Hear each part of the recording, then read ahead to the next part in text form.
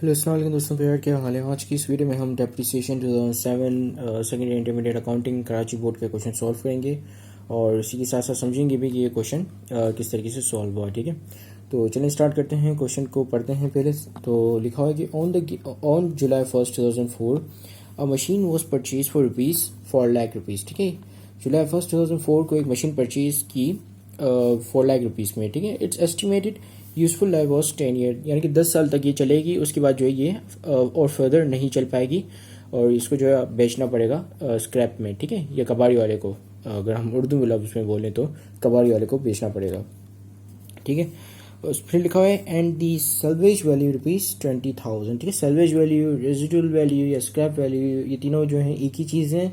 इसका मतलब होता है कि जब आपकी जो मशीन है वो पूरी यूटिलाइज्ड हो जाएगी, यानी कि अब और मज़ीद नहीं चल सकती, तो कबाड़ी वाले के पास जब आप उसको सेल करने के लिए ले जाओगे तो कबाड़ी वाला उसकी क्या वैल्यू देगा आपको, that is the salvage value, scrap value या रेजिडुअल वैल्यू। ठीक है, so according to the year closed on December 31, और आपके पास यहाँ पर लिखा हुआ है कि accounting year close on December 31। Accounting year जो है इसका क्लोज होता है December 31 को। ठीक है, अब यहाँ पे रिक्वायरमेंट है हमारे पास कुछ, तो रिक्वायरमेंट पढ़ लेते हैं। सबसे पहले लिखा है कि calculate the amount of depreciation expense under the straight line method for the year 2004। ठीक है, अच्छा, इसके बेसिकली डिफरेंट मेथड्स होते हैं। एक होता है स्ट्रेट लाइन मेथड, एक होता है आपका यूनिट्स प्रोड्यूस मेथड, एक होता है आवर्स यूज्ड मेथड, और फिर आपके पास आता है आपकी डिमिनिशिंग बैलेंस मेथड। ठीक है, एक और इसके अलावा भी एक और मेथड होता है जो कि अभी इतना मतलब यूज़ नहीं होता, मतलब वो जो है मतलब ख़त्म हो गया है।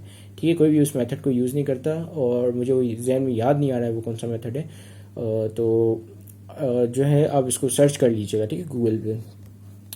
अच्छा, तो आपके पास यहाँ पे पहली रिक्वायरमेंट में आपके पास जो है डेप्रिसिएशन कैलकुलेट करना है स्ट्रेट लाइन मेथड का इस्तेमाल करते हुए। ठीक है, दूसरे में आपने जो है जर्नल एंट्रीज देनी है और adjusting and closing entries to record the depreciation of expense on December 31, 2004। ठीक है, December 31, 2004 की अपने जो है जर्नल एंट्रीज बनानी है, इसके साथ जो आपको क्लोजिंग एंट्रीज भी बनानी है। ठीक है, यानी कि आपका जो डेप्रिसिएशन एक्सपेंस है वो क्लोज होगा एक income summary income summary account में। ठीक है, जो कि एक टेम्परेरी अकाउंट होता है जिसके अंदर आप तमाम अपने एक्सपेंसेस और रेवेन्यू क्लोज करते हो। अगर आपने क्लोजिंग एंट्रीज की होंगी तो आपको पता होगा। ठीक है, फिर आपके पास है calculate the depreciation expense for the year 2004, 2005 and 2006 under the diminishing balance method. ठीक है, डिमिनिशिंग बैलेंस मेथड को हम एक्सीलरेटिंग बैलेंस मेथड भी बोलते हैं क्योंकि इसमें जो है पहले साल का जो डेप्रिसिएशन एक्सपेंस होता है वो काफ़ी ज़्यादा होता है। ठीक है, क्योंकि इसका बेसिकली एक परसेंटेज का हिसाब होता है, जैसे यहाँ पे लिखा है ना 20%। तो यानी कि हर साल जो ये 20% डेप्रिसिएशन कटेगा और कटने के बाद जो मतलब जैसे अगर 5 लाख है या 1 लाख का 20% 20,000 होगा, राइट।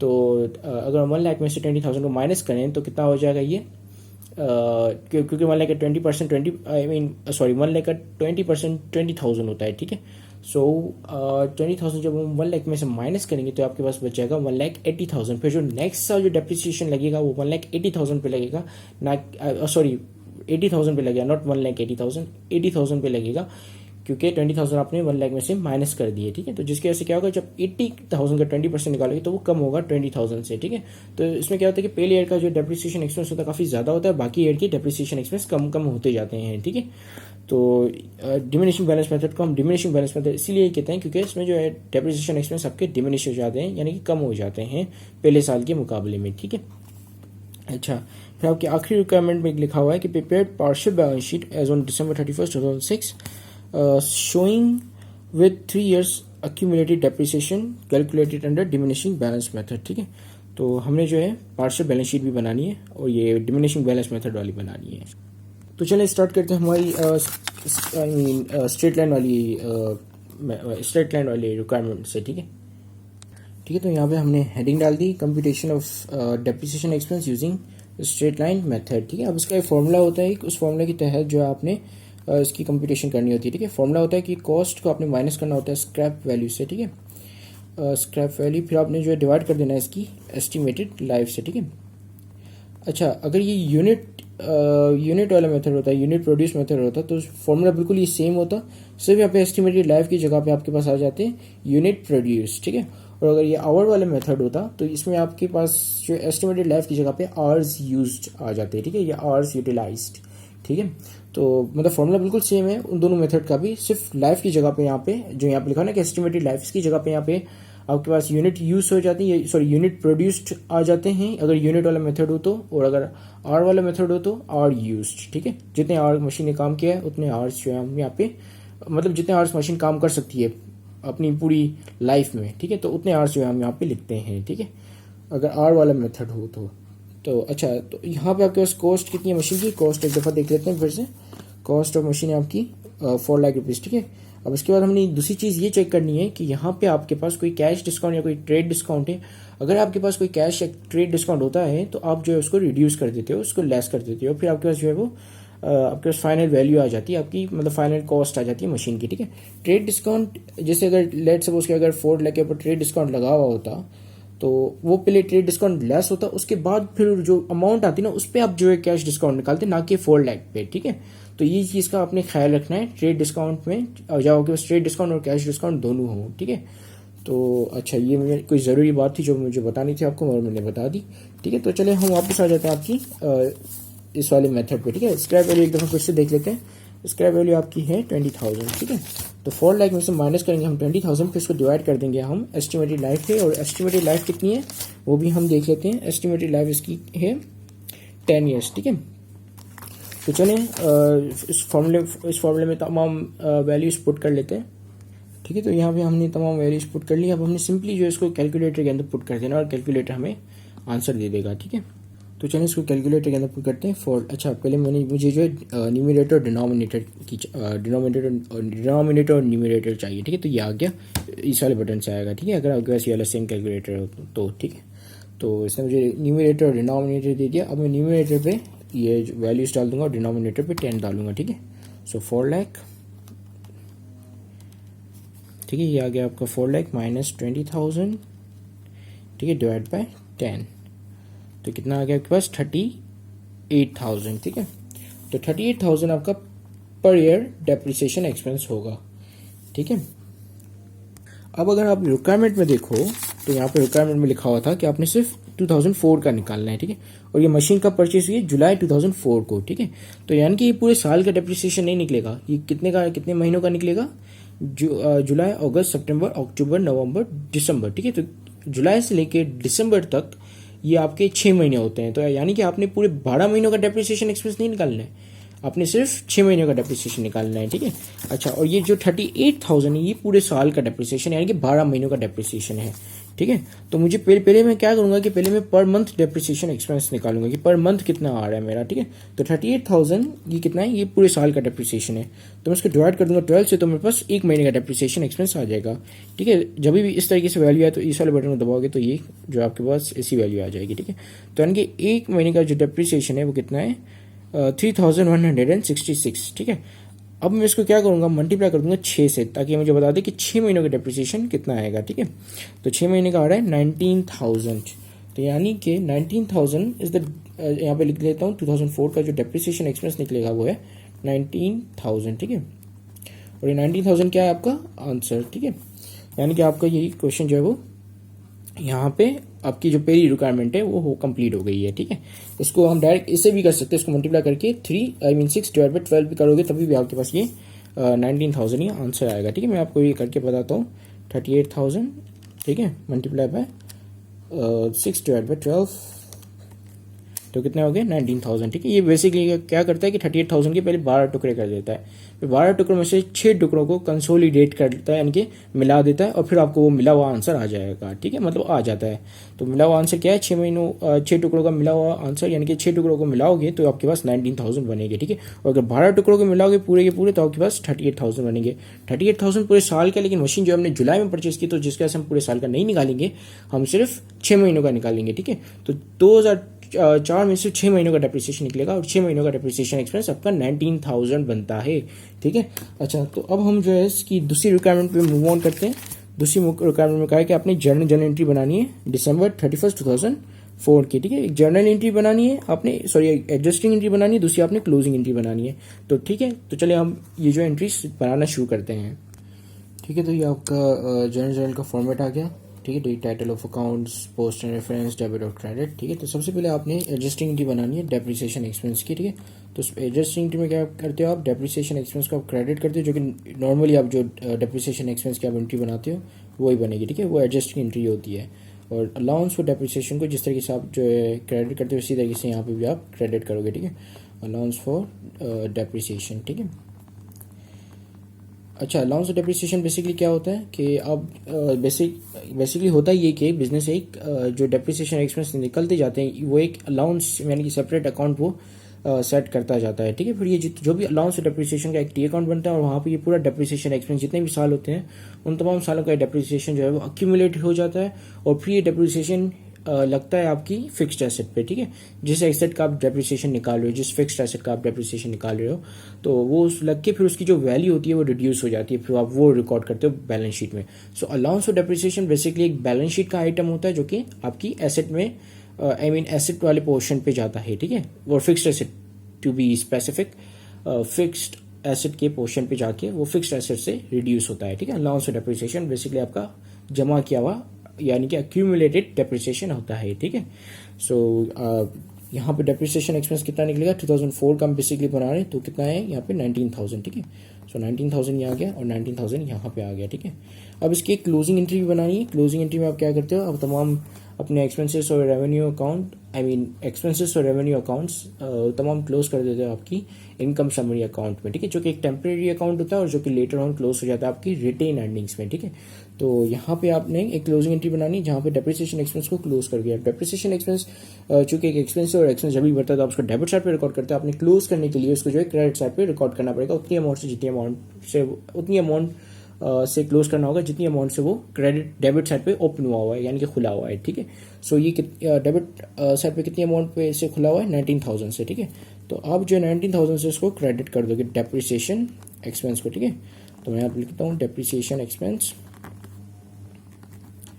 ठीक है, कितने से, 19,000 से आपने यहाँ पे इसको क्लोज कर देना है और यहाँ पे आपकी इनकम समरी आएगी। ठीक है, इनकम समरी बेसिकली एक रेवेन्यू अकाउंट है, यानी कि इसकी जो ट्रीटमेंट होती है बिल्कुल रेवेन्यू की तरह होती है, रेवेन्यू अकाउंट की तरह होती है।